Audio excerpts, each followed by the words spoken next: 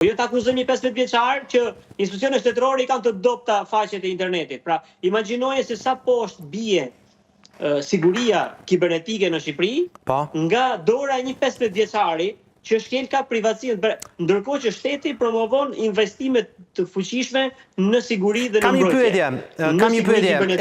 Kam një pyetje me rastin e 15 vjeçarit. Mendon që mund të jetë i lidhur dhe me rastin e SPAK-ut?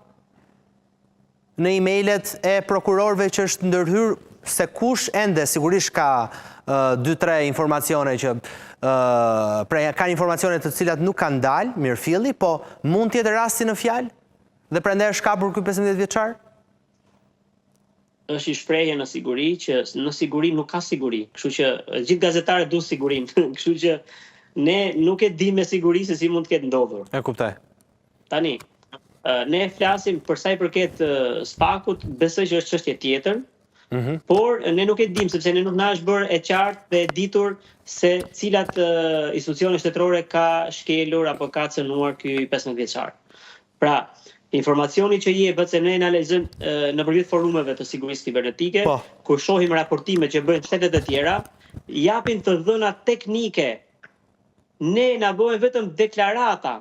Ne nuk bëhen të dhëna teknike. Pra, kur ndodhi sulm kibernetik, det me deklaratë teknike dhe është cënuar filan sistem, ka pas këto dhe shkelje, këto dhe mangësie dhe por ka operohet dhe gjithë problemi. Pra, ne nuk na jepet asnjëherë me hapa. Ne na thuhet gjithmonë kap kjo, bë kjo, ka ndodhur kjo, po do e rregullojmë.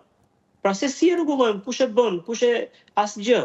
Pra ne ky rasti sapo na faktoi që këta njësitë speciale të sigurisë kibernetike, këto po themi certet apo këto që monitorojnë gjithë faqet e institucioneve shtetërore dhe monitorimin dhe laboratorët e teknologjisë së fundit që monitorojnë të gjithë aktivitetin e institucioneve shtetërore,